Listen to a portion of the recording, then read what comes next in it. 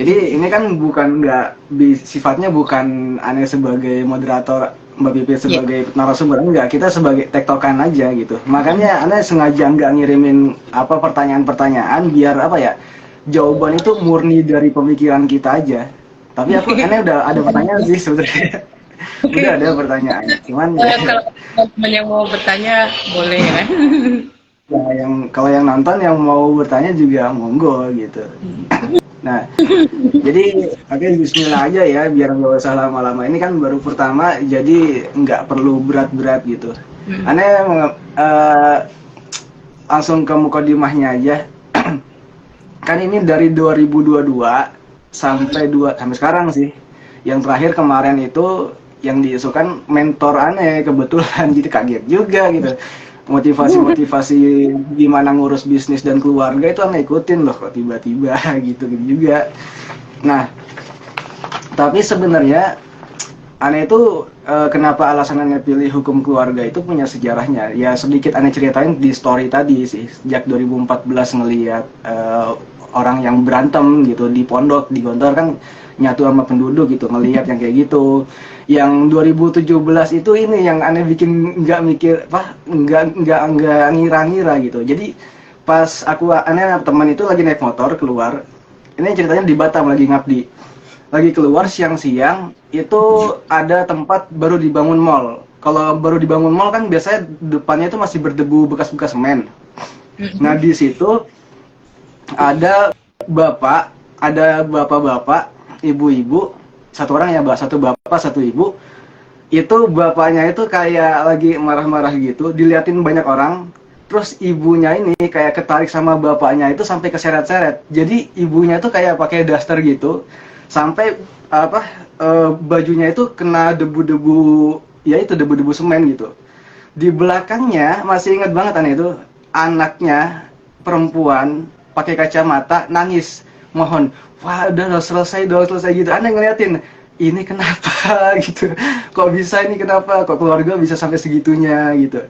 Jadi sebenarnya alasan aneh bikin masalah hukum keluarga itu kan karena penasaran kok bisa ada keluarga kayak gitu.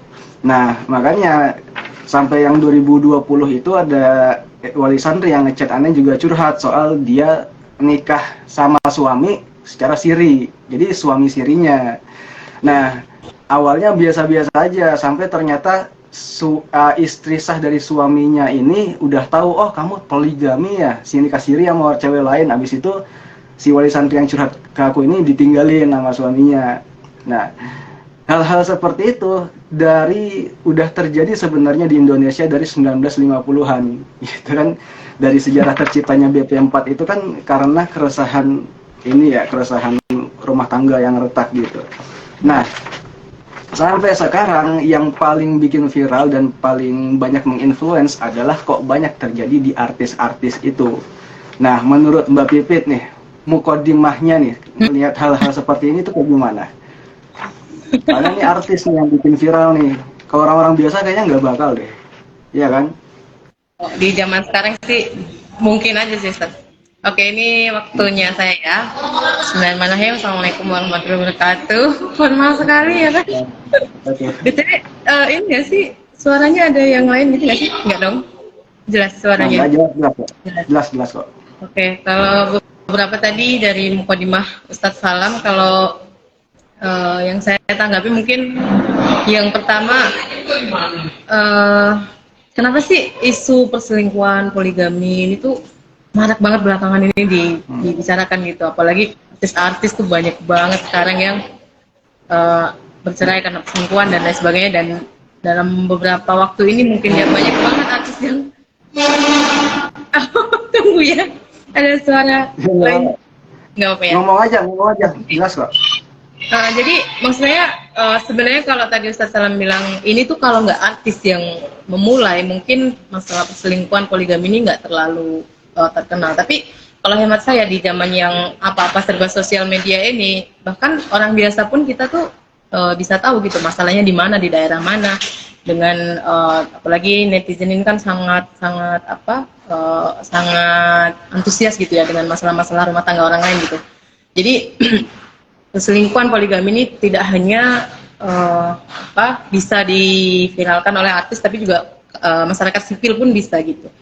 Nah, bagaimana fenomena ini terjadi belakangan ini sering begitu, bahkan artis pun rasanya yang tidak mungkin selingkuh juga berselingkuh, dikabarkan selingkuh, yang tidak mungkin bercerai tertampak mata misalnya mereka tuh sangat luar biasa harmonis, tapi tiba-tiba diisukan dengan perselingkuhan dan lain sebagainya. Nah, kenapa ini terjadi? Nggak tahu ya, ini mungkin persepsi saya pribadi ya. Selingkuh itu menurut saya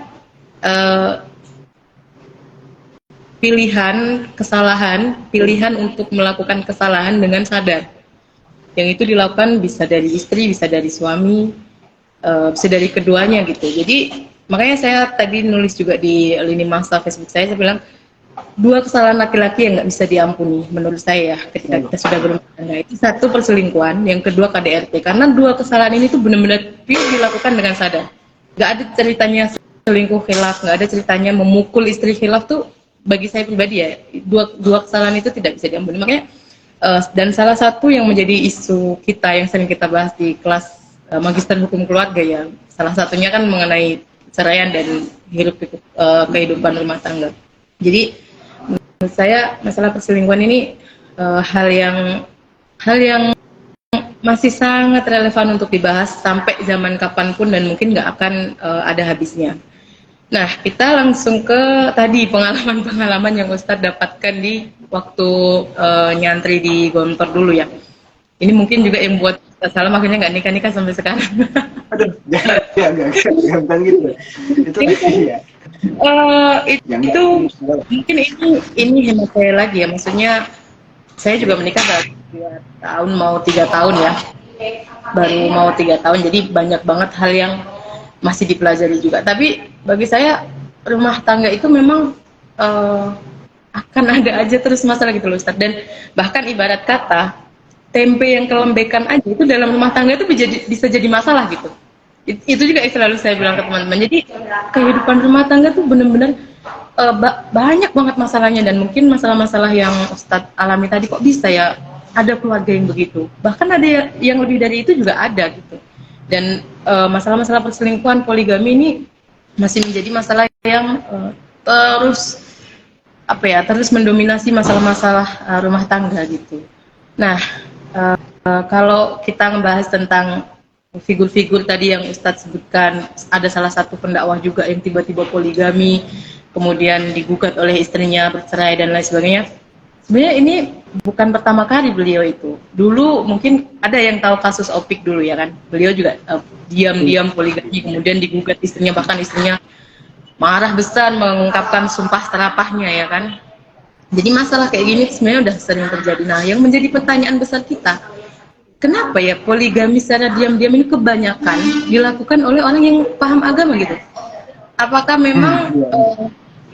memang pemahaman poligami kita sebagai manusia yang hadir setelah Nabi Muhammad ini, apakah pemahamannya poligami itu memang harus dilakukan diam-diam, atau poligami itu menjadi hal yang perselingkuhan tapi atas nama Islam? Nah, yang kayak kita obrolkan di awal gitu kan. Jadi jangan poligami ini untuk berselingkuh tapi atas nama Islam gitu. Yeah. Secara pribadi, sebagai mahasiswa magister hukum keluarga, otomatis kan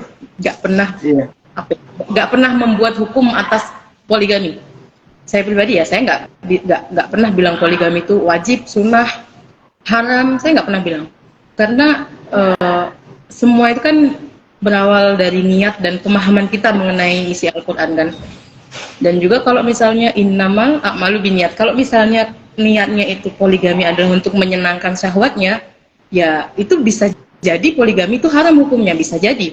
Tapi kalau poligami itu misalnya untuk melindungi perempuan dari perbudakan, misal kita ngikutin contoh Nabi kita dulu, Rasul memilih yang tua renta, kemudian yang miskin, yang budak, ya bisa jadi poligami itu wajib untuk melindungi perempuan itu. Jadi semuanya itu tergantung dari niat awalnya poligami itu apa. Tapi kalau macam ini poligami diam-diam, daripada saya bersyahwat dengan perempuan itu, lebih baik saya nikahi biar halal. Nah, ini kan menjadi masalah juga. Jangan sampai karena merasa paham agama kemudian kan lebih baik kamu saya nikahi, saya poligami daripada kamu saya cuma jadikan selingkuhan. Nah ini juga menjadi PR untuk perempuan ya. Maksudnya ketika perempuan diiming-imingi daripada kamu jadi selingkuhan saya, lebih baik kamu jadi istri kedua saya. Nah itu perempuan harus bijak memilih itu gitu. Menurut saya gitu sih. Itu dulu mungkin dari Ustaz. Oke. Jadi ya, ini Bang Arfan, makasih sarannya ya. Hostnya harusnya nikah dulu, lebih afdol ya. Doain ya, doain lebih cepat. Nah, Halo Ustaz Sal. waktu aneh ini ya, aneh awal-awal semester 1, awal-awal, halo, nge-freeze ya? Sinyalnya? Tadi nge-freeze. Tapi udah oke. Nah, waktu aneh 1, emang pola seperti ini bukan pola perselingkuhan sih ya. Ada teman aneh yang nanya gini, Lam, kenapa ya orang yang paham agama, yang udah lebih paham agama, itu lebih mudah melanggar ketimbang orang yang baru belajar? Sampai sekarang itu masih kepikiran. Padahal itu pertanyaan yang ditanya ketika awal-awal NS1 UNJ gitu. Karena emang faktanya gitu, begitu. Nah, soal poligami ini kita kan nggak bisa mengatakan poligami haram tuh nggak bisa. Walaupun yang namanya fikih itu kan ijtihad, dan fikih ijtihad itu kan tergantung ilatnya. Fikih itu kan tergantung bagaimana ilatnya. Makanya dan kebanyakan juga yang disuarakan adalah ini sunnah Nabi, dan sebenarnya kan kita tahu sendiri bahwa Islam itu nggak memperluas poligami, nggak menyarankan, nggak menganjurkan untuk poligami sebagai ayo ajakan gitu, ajakan ayo poligami itu nggak ada. Dan kalau kita lihat dari sisi Islamnya sendiri, yang pertama kali poligami itu kan bukan Nabi Muhammad, tapi bapak dari para nabi. Siapa kan? Nabi Ibrahim. Sebenarnya gini, dilihat dari ini ya, sebelum ke situ deh, namanya mau poligami kan, mau monogami kan, dua-duanya sama aja masuk pernikahan. Nah, kita bahas bahwa pernikahan dalam konteks orang-orang beragama Islam dulu aja. Ayat-ayat yang sering dikutip kan Ar-Rum ayat 21 tuh. Aneh berkali-kali mikir yang tujuan pernikahan itu sakinah mawaddah warahmah. Tujuannya. Sampai aneh lama-lama mikir apa cukup dari itu aja. Cukup ketika nikah itu pasti sudah sakinah mawaddah warahmah. Padahal di ayatnya kan wamin ayatihi, ini baru-baru sih ini nyadarnya. Wamin ayatihi. Daripada ayat-ayat. Makanya ayat ini sebenarnya ditranslate-nya apa? Ayat itu kan sesuatu tanda-tanda yang bisa menjadikan kita dekat kepada Tuhan, kepada Allah. Kalau non-muslim mungkin kepada Tuhan.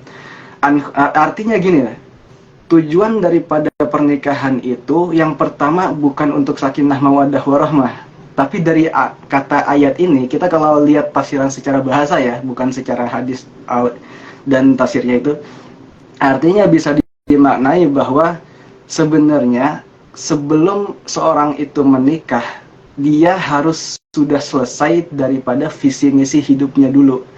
Kalau misalnya dari konteks Ar-Rum ini berarti dari min ayatihi atau min ayatillahi, berarti visi misi yang harus dibangun dari awal adalah bagaimana dua insan ini itu bersama mendekatkan diri kepada Allah. Tapi kan itu nggak cukup dari ya saya niatnya lillahi ta'ala untuk mendekatkan diri kepada Allah, kan nggak bisa cukup segitu kan.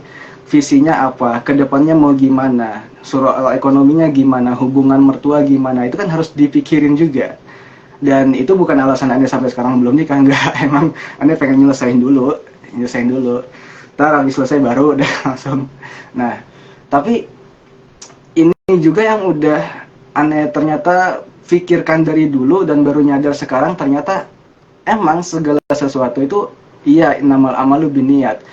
Dan ini kalau kita lihat dari sirahnya Nabi Ibrahim itu poligaminya kan karena diminta.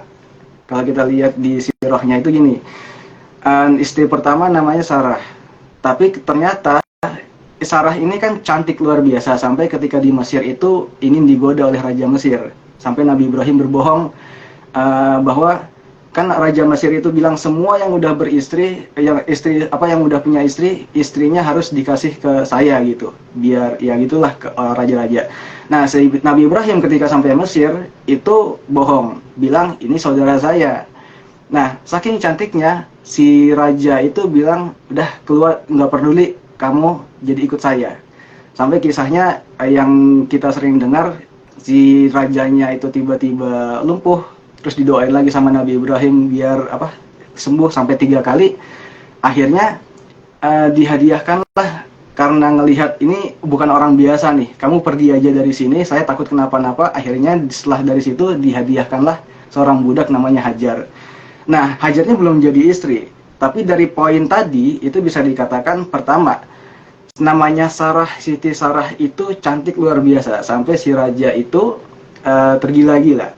Tapi di balik kecantikannya itu ternyata ada saja yang namanya kekurangan, karena nama pasangan pasti nggak ada yang sempurna. Apa kekurangannya? Waktu itu nggak bisa punya anak, belum punya anak waktu itu. Sampai akhirnya berpuluh-puluh tahun, selama berpuluh-puluh tahun. Nah, yang dilakukan Nabi Ibrahim ini selama berpuluh-puluh tahun itu bukan nuntut, aku pengen poligami, bukan. Tapi selama itu, selama ada kegelisahan sama istrinya, itu melakukan namanya tarbiyah. Jadi Nabi Ibrahim itu kan namanya udah jadi rasul, dia udah tahu visi misi ke depan apa, yang harus dilakukan oleh keluarga gimana. Kalau misalnya ada apa-apa bagaimana. Kalau misalnya dalam konteks ini ternyata istrinya mandul, harus seperti apa. Nggak ujuk-ujuk aku mau poligami karena kamu nggak bisa, nggak kayak gitu. Dan itu berlaku sampai berpuluh-puluh tahun loh, ya. Artinya gini, karena sudah jelas visi misinya sebagai rasul, dan ketika ada masalah ya ditenangin istrinya, dilakukan tarbiyah, diskusi, musyawarah gitu, si istri akhirnya tahu si suaminya ini visinya kemana, arahnya kemana, yang diinginkan dari pernikahan ini kemana. Dan namanya juga nabi, namanya juga rasul, yang diinginkan adalah penerus. Nah, karena udah tahu penerusnya gimana, dan kemudian udah ada yang namanya Hajar itu, diperbolehkanlah Siti Sarah untuk Nabi Ibrahim nikah dengan Hajar. Dari Hajar itulah kemudian ada lahir Nabi Ismail. Jadi kalau dilihat dari sirahnya secara Islam, nggak cukup cuman gara-gara mandul, kemudian kamu nggak bisa punya anak, aku mau poligami. Nggak segampang itu. Jadi memang harus apa ya, sebagai laki-laki aku nggak bisa, emang nggak ada ini kredibilitas sih ngomong karena aku belum nikah. Tapi buat pelajaran aku, emang seenggaknya aku harus siap dulu visi misi ke depan apa. Dan khususnya buat teman-teman yang belum nikah juga, jelas dulu kalau misalnya teman-teman perempuan ada laki-laki yang datang, ya dirincikan aja kamu kemana, tujuannya apa, strateginya apa, nanti ekonominya gimana, hubungan mertua gimana, bla bla bla bla. Itu harus dia persiapin semuanya gitu. Nah, dari ayat itulah kemudian, nah itu masuk ke ini ya, belum selesai itu. Udah poligami nih, nikah dengan Hajar, lahir nih Nabi Ismail. Pertanyaannya, gimana cara membagi peran Nabi Ibrahim nih dengan dua istri? Makanya kita ketika sampai di Palestina kalau nggak salah ya, dari Mesir ke Palestina, itu kan ada kisah Nabi Ibrahim itu membawa Siti Hajar ke tanah gersang yang kita kenal dengan Makkah itu, yang nanti akhirnya ada air Zam-Zam, sumur Zam-Zam. Itu supaya kalau kita ambil hikmahnya, kadangkala yang namanya istri kalau dipoligami itu masalahnya bukan pada ekonomi, bukan pada bukan pada kebutuhan makan dan lain sebagainya. Kadang-kadang yang menjadi permasalahan adalah perasaannya, batinnya gitu. Nah, makanya qadarullah dipisahkan jauh, dan di situ dari dari lahirnya Nabi Ismail sampai kemudian air Zam-Zam, tapi air Zam-Zam ini nggak ada hubungannya. Yang jadi poinnya adalah semenjak Nabi Ismail itu lahir sampai Nabi Ismail itu tumbuh, Nabi Ibrahim itu nggak pernah putus silaturahim. Ini maksudnya apa? Dalam Islam itu bisa dikatakan seorang suami, andai pun ia poligaminya yang jelas ya, harus visi misinya jelas dulu, ia tidak akan pernah lepas tanggung jawab dari namanya anaknya. Salah satu buktinya sampai ketika ya kita tahu sendiri ketika Nabi Ismail disembelih, bahkan ketika itu ada di salah satu kitab, kalau lupa kitab apa, itu disebutkan ketika Nabi Ismail itu udah mau disembelih, itu kan kata Nabi Ismail ke ayahnya, ke Nabi Ibrahim, kalau emang ini perintah Allah, kencangkan tali ini. Kenapa? Aku nggak mau sampai tali ini longgar terus aku gerak-gerak karena takut. Nanti itu bisa bikin kamu nangis, bisa bikin Nabi Ibrahim nangis. Terus yang kedua, kasih baju ini, baju Nabi Ismail ke ibundanya yang sudah merawatnya. Ini sebagai tanda bahwa memang aku sudah berserah diri. Sampai sebegitunya yang namanya Nabi Ismail itu terdidik oleh Nabi Ibrahim. Padahal Nabi Ibrahim itu dakwah kemana-mana, tapi saking sibuknya, walaupun sibuk, ia sampai sempat-sempatkan untuk mendidik anaknya sampai seperti itu. Itu Nabi Ibrahim. Ilatnya adalah ya tadi untuk penerus. Nabi Muhammad beda lagi ilatnya, bukan penerus. Kenapa? Makanya ini baca sedikit sih kitabnya. Baca sedikit, ini kan dari sisi Islamnya ya, walaupun belum banyak baca.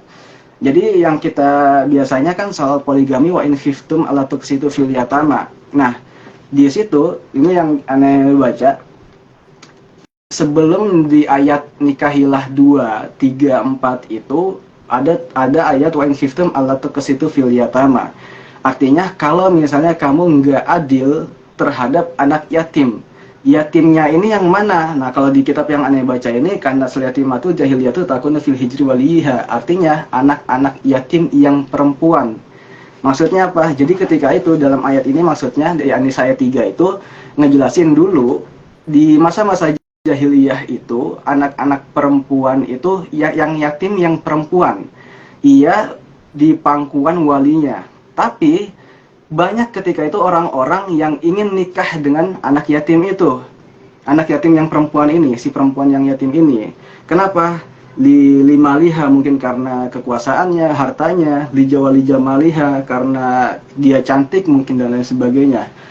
Tapi perintah Allah di sini, di dalam ayat ini adalah kalau misalnya kamu tidak bisa berlaku adil, karena gini, kenapa kok di awalnya itu yatim? Jadi bukan langsung ke perempuan 2-3, tapi awalnya ke yatim. Jadi ayat ini itu ayat An-Nisa 3, 4 itu poin utamanya adalah berlaku adil lah, bukan nikah poligaminya yang dibahas, adilnya gitu. Nanti adil itu nanti bahasannya nanti ya, ntar lagi. Nah, di awal itu kenapa kok harus benar-benar ditekanin adil sama anak-anak yatim ini? Kenapa? Karena mereka udah nggak punya wali, udah nggak ada yang ngelindungin. Sekalipun dia punya kakak kan juga punya nikah, urus rumah tangga. Beda sama perempuan yang masih punya wali gitu, masih punya wali, otomatis si walinya, bapaknya ini dia fokus ke anaknya. Kalau ada apa-apa dia yang bakal turun si bapaknya. Tapi kalau misalnya udah nggak, anak yatim nggak punya bapak, walinya nggak ada. Karena itu di awal ini di ayat 3 ini ditekanin, kalau misalnya kamu nggak bisa berlaku adil, kamu sampai karena nggak punya wali, maka punya potensi tinggi untuk menikah dengan semena-mena, bahkan bisa menganiaya, itu hukumannya jauh lebih besar, dosanya lebih besar, karena kamu menganiaya anak yatim, bukan sekedar menikahi dosa dalam pernikahan saja, bukan hanya nggak memenuhi haknya saja, tapi kamu sudah menganiaya anak yatim, itu dosanya lebih besar. Jadi penekannya di situ. Kalau misalnya kamu merasa wa umiru ayyankihu min ghairiha min halin lahum min ghairihina ma halalahum. Intinya kalau misalnya memang ngerasa nggak bisa cukup adil dengan keadaan anak yatim ini, maka nikahilah selain anak yatim ini, baru tulisannya matna wa thulatha wa ruba. Kalau dilihat dari asbabul nuzulnya, jadi ayat ini itu ada seorang sahabat yang dia udah nikah, terus dia punya anak yatim, ngerawat anak yatim perempuan. Nah, terus anak perempuan yatim ini udah gede, udah masa-masa ya mau nikah lah gitu. Nah, barulah turun surat ayat ini, ayat tentang berlaku adillah kamu kepada anak yatim yang perempuan kalau mau menikahi. Karena ya gitu, banyak potensi untuk teraniaya karena dia nggak punya wali. Jadi ayat ini sebenarnya perlindungan bagi perempuan sebenarnya. Jangan langsung ke poligaminya, ini perlindungan bagi perempuan sebenarnya. Nah, kalau misalnya kamu nggak bisa adil, lebih baik kamu cari yang tidak yatim, yang masih ada walinya, nggak apa-apa, 2, 3, dan 4. Nah, kenapa sampai 4? Ya kita tahu sendiri dulu itu bahkan unlimited, mau nikah tuh berapa aja bebas. Nah, ilatnya kalau di zaman Rasul itu bukan karena penerusnya siapa, penerus Nabi siapa, khawatir nggak ada. Karena ya Rasul kan Nabi terakhir. Kekhawatiran ketika itu adalah banyaknya yang mati syahid. Karena goals yang paling ditunggu-tunggu adalah mati syahid. Sampai siapa tuh sahabat yang dimandikan malaikat ketika gugur, ya lupa namanya siapa. Yang bahkan ketika malam pertama tuh lah, yang malam pertama baru selesai atau baru mau hubungan gitu, ada panggilan jihad, langsung pergi. Ada kan, tahu kan kisahnya ya? Nah, karena memang di zaman Rasul ilatnya itu adalah syahid. Jadi di zaman Rasul beda ilatnya adalah banyak yang mati syahid. Nah, karena banyak yang mati syahid, akhirnya ya mohon maaf, wanita-wanita di sana banyak yang jadi janda, banyak yang terkapar. Bahkan Rasul bahkan pernah ini kan di salah satu kisah itu, ketika Rasul itu ngelihat satu anak-anak itu kayak apa ya, kayak murung gitu, nggak ikut main sama teman-temannya karena dia bajunya itu kayak kumel, ya yang lain main punya baju, dia kumel aja. Sampai Rasul tuh nyapa, Aina abuka, mana bapakmu? Terus anaknya bilang ustushhida, dia udah syahid, dah meninggal gitu. Nah, ngelihat anak kecil ini, Rasul kemudian mau nggak kamu, apa lupa bahasa Arabnya ya, lupa. Tapi yang simpulin bahasa Indonesia aja. Mau nggak kamu Muhammad jadi bapakmu? Kemudian Fatimah itu jadi saudarimu, Ali itu jadi pamanmu. Mau nggak kamu? Oh mau, seneng. Akhirnya diangkatlah dia jadi anak angkat dan diberikan pakaian. Nah, lupa nama anaknya siapa, lupa gitu. Dan maksudnya dari apa yang Anda sampaikan, alasan ilat Rasul untuk poligami ketika itu banyaknya yang mati syahid, bukan soal meneruskan generasi kerasulan, karena memang udah nggak ada Rasul.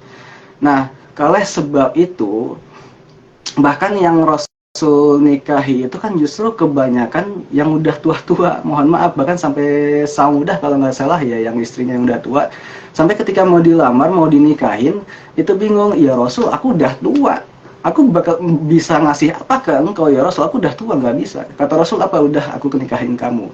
Kenapa? Karena tujuan Rasul bukan nafsu, bukan aku kasihan sama kamu, enggak, memang itu sudah perintah Allah gitu, untuk kemaslahatan. Makanya banyak memang yang kemarin yang di TikTok atau yang banyak yang beredar gitu, ayo ajakan poligami, padahal poligami kan nggak segampang itu juga kalau kita lihat dari sisi Islamnya. Makanya ini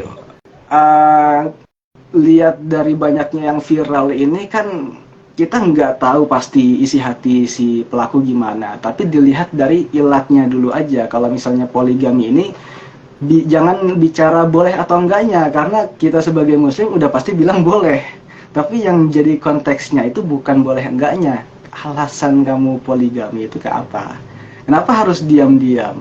Aneh pernah kemarin juga ngeliat di TikTok, ada yang kekeh, ada yang tetap ngomong gitu.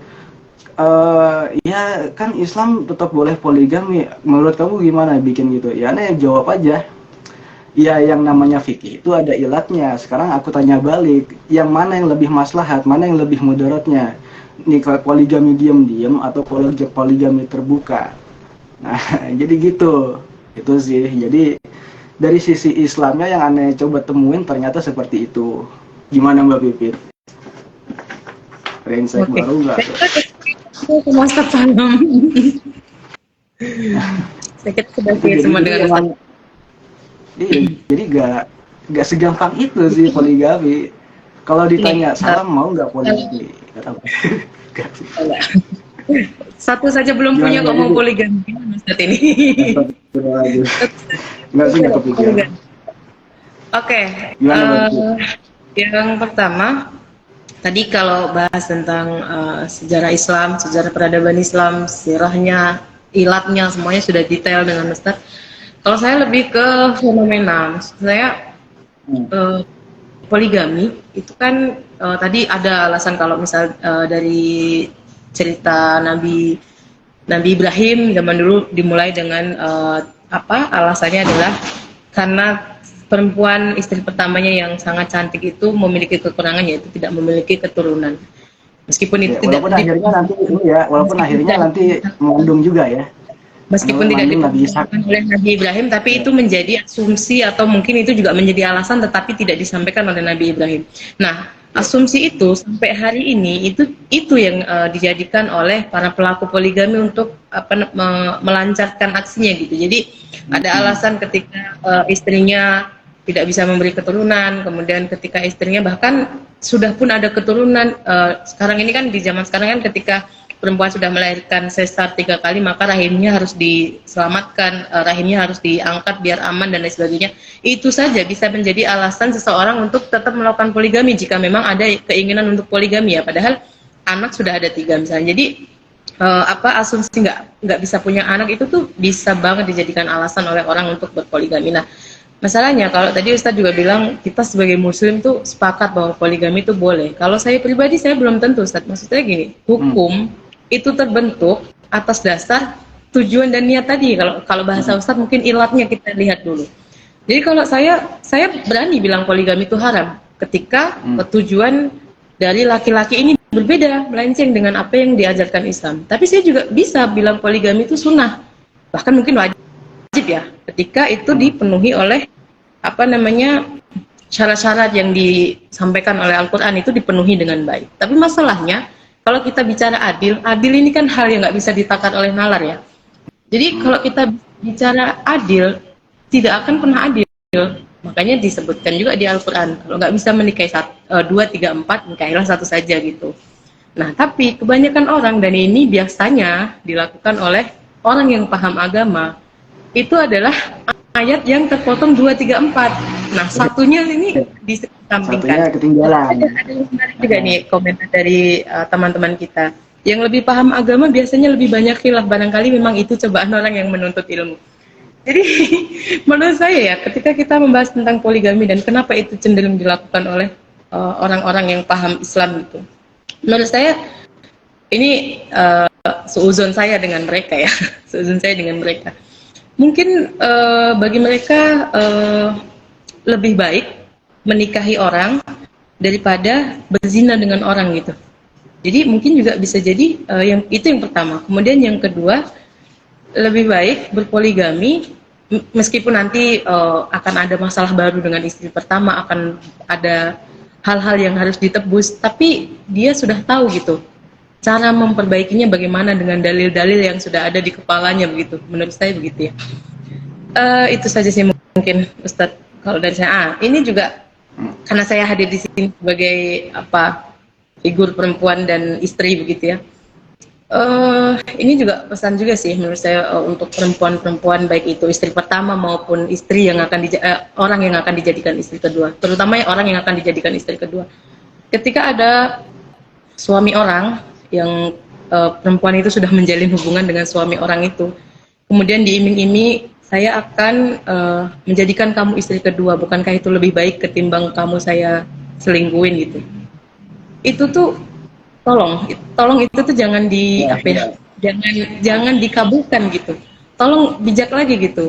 Jadi ketika perempuan memilih menjadi istri kedua gitu, dengan keyakinan yang diyakinkan oleh laki-laki tadi itu gitu. Ini secara Ustaz? Mungkin secara subjektivitas saya sebagai perempuan dan istri gitu ya. Apa tidak kepikiran bahwa itu juga akan terjadi lagi nanti ketika dia sudah menjadi istri satu-satunya karena suami ini sudah ditinggalkan istri pertama. Kemudian laki-laki ini mencari yang lain lagi. Jadi kan kalau kita belajar hukum ini memang karma itu tidak secara detail ya ada di buku gitu. Di undang-undang tidak ada karma, itu tidak ada peraturan apapun tidak membahas tentang karma. Tapi sebagai orang yang beriman saya tuh percaya karma tuh ada gitu. Jadi ketika perempuan misal mau itu di posisi akan dijadikan yang kedua atau masih beri harapan tuh tolong bijak lagi. Nah itu untuk yang ini. Kemudian kalau saya jadi istri pertamanya misalnya ya, ada suami nauzubillah yang penting bukan suami saya, makanya saya bilang saya tuh gini Ustaz, kalau ini ya laki-laki tuh boleh poligami asal bukan suami saya. Iya. Suami saya jangan. gitu. Jadi dua kesalahan laki-laki yang tidak terampuni tadi ya, perselingkuhan dan KDRT gitu. Jadi kalau misalnya saya nauzubillah min dzalik diposisikan di seperti istrinya pendakwah tadi yang Ustadz maksud tadi, ataupun seperti mantan istrinya Opik, pasti saya akan memilih jalan sesuai dengan yang mereka pilih juga gitu. Atas dasar kita di Magister Hukum Keluarga kita belajar bagaimana membangun konsep rumah tangga yang baik, bagaimana kita memahami Undang-Undang 1974 bahwa pernikahan adalah ikatan lahir batin suami istri. Jadi ketika ikatan lahir batin itu sudah tidak pas lagi, ya untuk apa kita teruskan? Kalau saya gitu, saya taat agama, saya taat undang-undang gitu. Jadi ketika itu sudah tidak diindahkan lagi, ya untuk apa diteruskan? Makanya memilih berpisah itu bagi saya di kasus poligami atau poligami secara diam-diam ya. Tadi yang harus kita garis bawahi adalah poligami diam-diam loh, Ya, bukan poligami yang atas ya, izin. Yang diam-diam, iya, maksud saya poligami diam-diam itu adalah perselingkuhan yang mengatasnamakan Islam. Tapi kalau poligaminya itu dari awal sudah disetujui, bahkan di berita-berita itu ada juga, bahkan teman kita mungkin ada dosen-dosen kita mungkin yang sudah berpoligami dan itu diantarkan oleh istri pertamanya, diizinkan, ya itu lain cerita lagi. Itu ya itu mungkin apa ya, kita udah masuk ke lapangan dada seseorang, itu sudah tidak bisa dibahas. Dan itu ya memang seharusnya poligami ya begitu gitu, sesuai dengan caranya, alurnya yang baik dan lain sebagainya. Kalau poligaminya diam-diam, ya itu yang harus benar-benar kita suarakan agar tidak terus terjadi. Mungkin itu sih Ustadz dan saya. Kalau dalil-dalil manggalah Ustadz diberikan. Kalau dalil sih udah nggak perlu banyak-banyak ya soal poligami. Yang jelas itu tadi, karena gini ya, benar yang di dalam undang-undang itu apa, ikatan lahir dan batin. Makanya yang namanya adil itu, adil tuh seperti apa? Nggak bisa ya, kita udah tahu sendiri. Adil tuh kan nggak bisa orang semena-mena, misalnya orang cowoknya tuh kaya gitu, kaya gajinya 20 miliar sebulan. Mau apa lagi, butuh apa lagi? Saya bisa nikahin langsung 4, bahkan kalau emang boleh 110 juga saya mampu, 20 miliar per bulan. Nah, kan yang jadi soal permasalahan kan konsep adilnya seperti apa. Makanya sebenarnya dari undang-undang itu yang ikatan lahir dan batil, adil itu ada di dua itu. Pertanyaannya gini, kita nggak pernah bisa tahu secara pasti isi hati orang. Nah, pertanyaannya, adil, makanya Kistun itu kan keadilan. Dengan adil itu adalah, adil yang dimaksud adil itu kan dia mendapatkan hak yang memang ia apa ya, setelah pernikahan ia bisa mendapatkan hak-hak, dan hak-hak itu harus terpenuhi. Dan ya kita nggak cuma dari lahiriah tapi batin juga, termasuk perasaannya juga.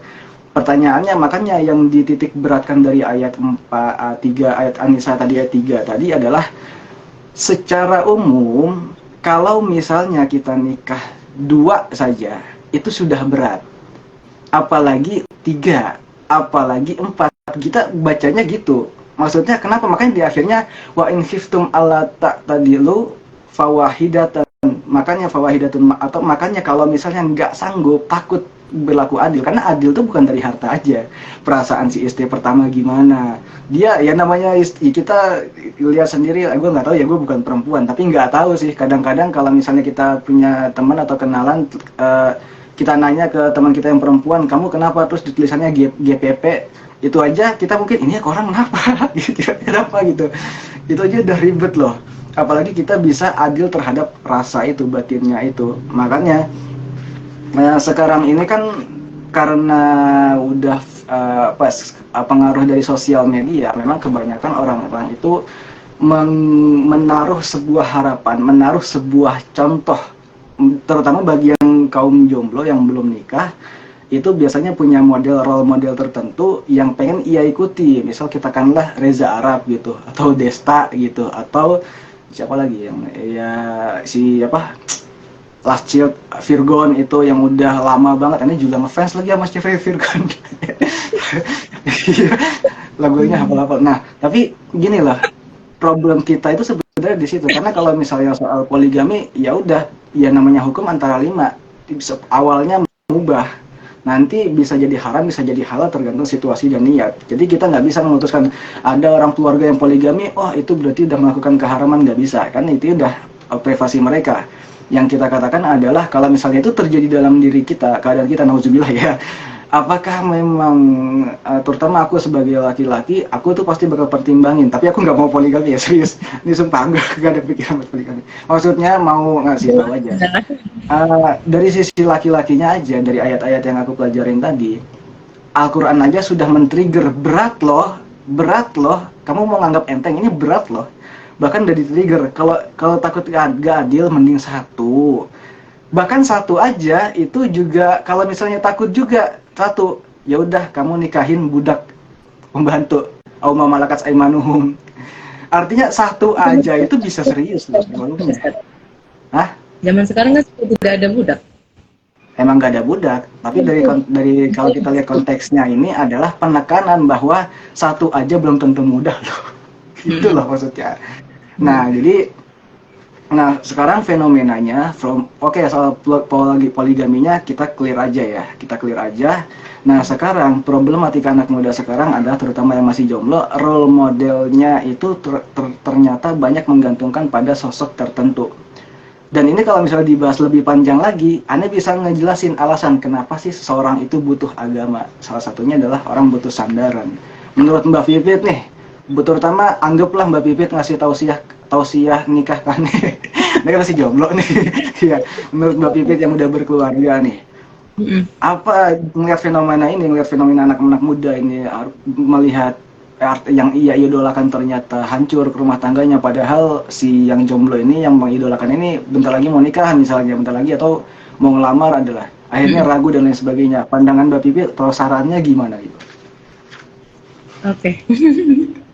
Serius ya, jadi kayak penasehat pranikah jadinya ya kan? Kalau kita pakai dua jalan nih untuk membaca hal ini. Yang pertama, kita sudah familiar dengan kata-kata bijak bahwa kita tuh jangan pernah menggantungkan harapan sama manusia, karena itu akan terus mengecewakan. Nah, ketika kita mengidolakan seseorang, kemudian seseorang itu memberikan hal yang tidak menyenangkan hati kita, wabil khusus ketika kita membahas tentang rumah tangga, keluarga, kemudian role model yang kita jadikan sebagai orang yang sangat kita banggakan gitu. Kemudian kok dia berpisah, kok dia berselingkuh, kok dia berpoligami dan lain sebagainya, saya jadi takut gitu. Ya, untuk apa takut? Itu tadi yang saya bilang, setiap rumah tangga yang dibangun orang itu pasti akan punya masalahnya masing-masing. Jadi nggak pas juga ketika masalahnya tadi Ustaz Salam mengidolakan Virgon, kemudian Virgon kok tidak sesuai dengan yang saya harapkan, terus Ustaz Salam batal menikah ya. Ya tidak perlu begitu. Barangkali masalah Ustaz nanti tidak seperti Virgon gitu. Itu yang pertama. Kemudian yang kedua, masalah selingkuh, poligami dan lain sebagainya ini kan pilihan ya, dan pilihan ini cenderung yang dikasih pilihan adalah laki-laki.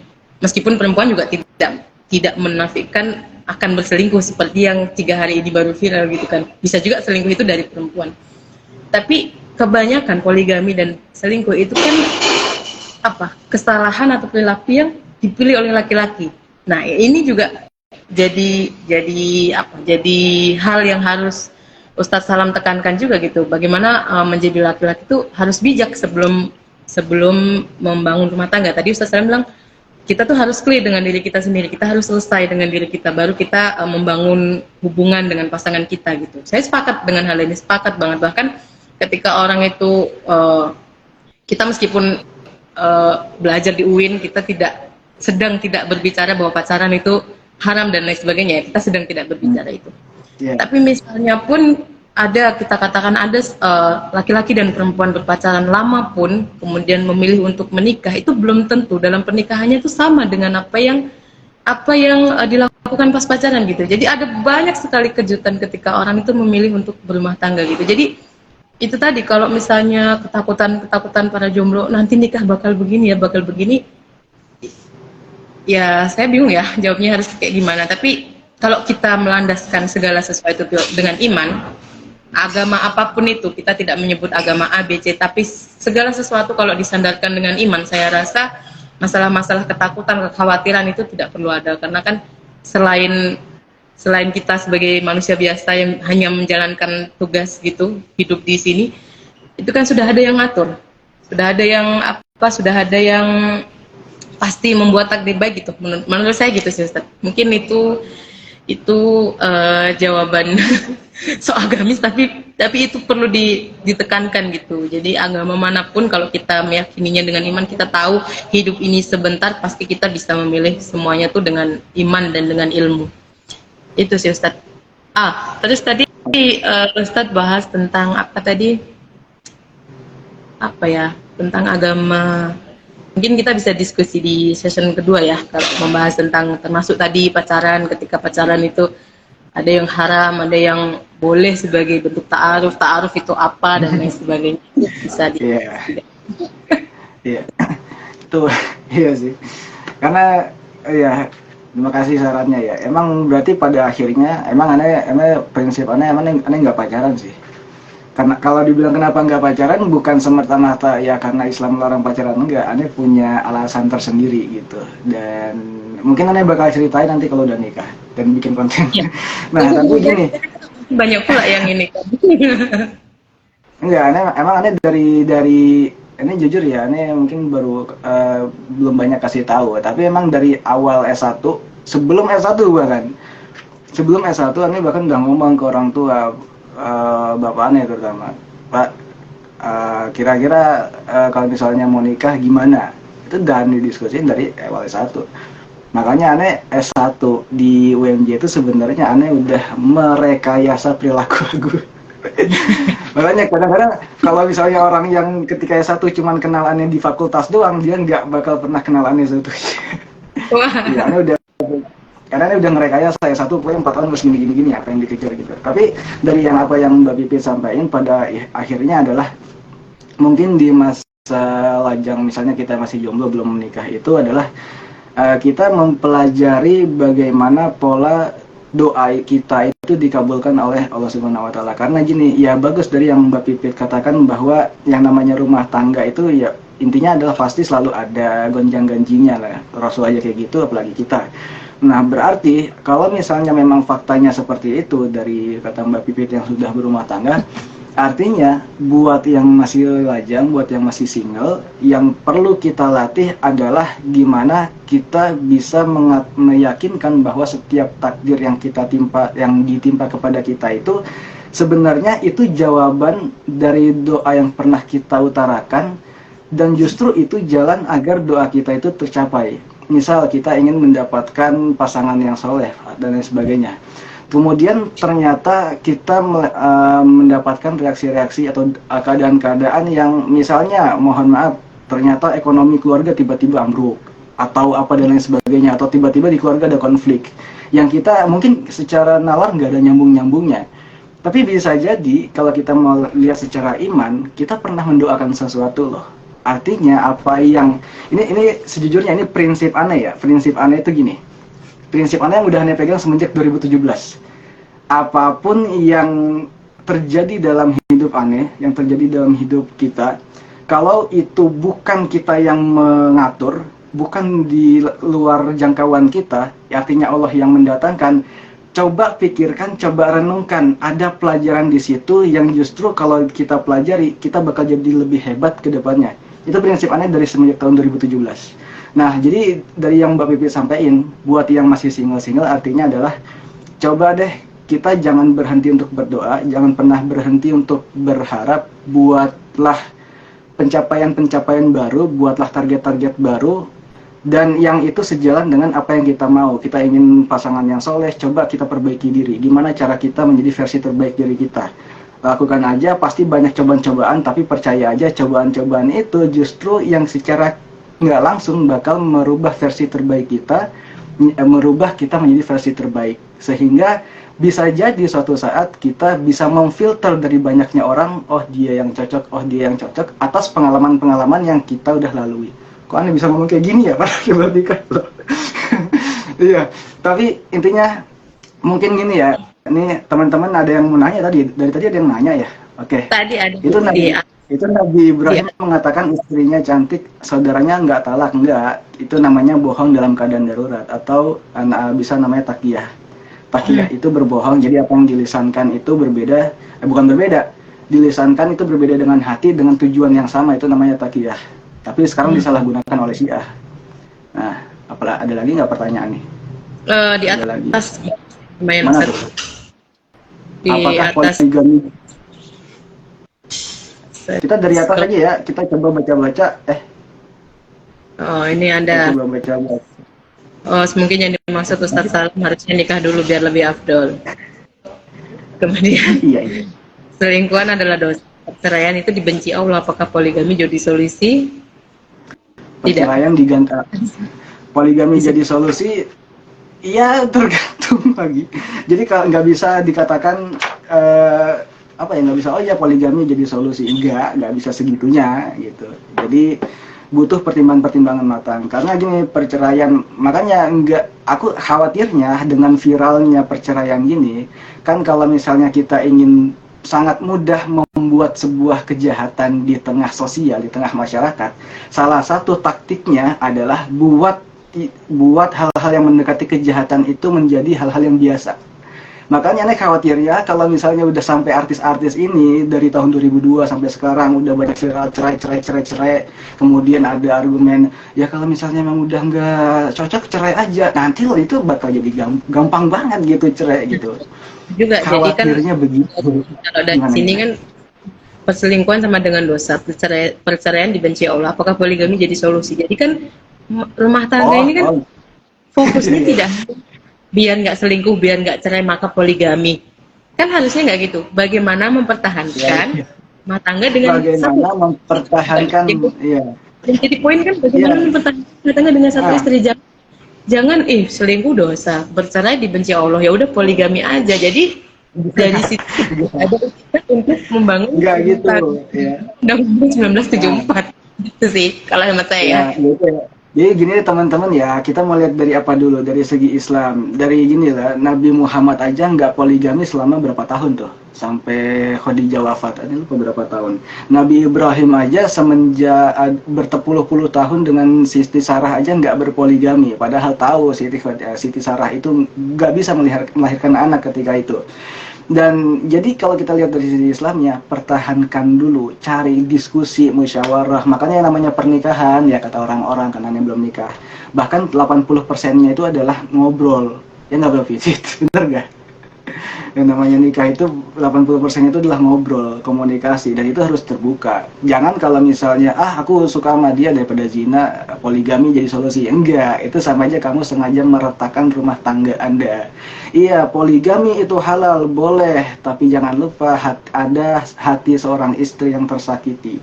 Dan ingat, kullukum ra'in wa kullukum mas'ulun an ra'iyatihi. Itu dalil bukan cuman dari seorang bapak ke keluarga, bukan seorang penguasa ke masyarakatnya, bahkan juga istri yang tanggung jawab ke keluarganya. Artinya, kamu harus bertanggung jawab bahkan ke seorang hati yang tersakiti oleh seorang istri, yang kita bahkan nggak tahu apakah istri itu hatinya tersakiti atau enggak, karena kadang-kadang istrinya senyum, hatinya menangis. Itu aja bisa jadi tanggung jawab di akhirat gitu. Berat lah itu poligami. Gitu. Oke. Mantap. Sudah selesai sebenarnya Ustadz Salam melamar perempuan sebenarnya. Gaskan naik kan. Mungkin teman-teman kita di sini juga mendoakan Ustadz Salam. Mungkin itu dulu kali ya Ustadz, pembahasan Oke, dulu ya.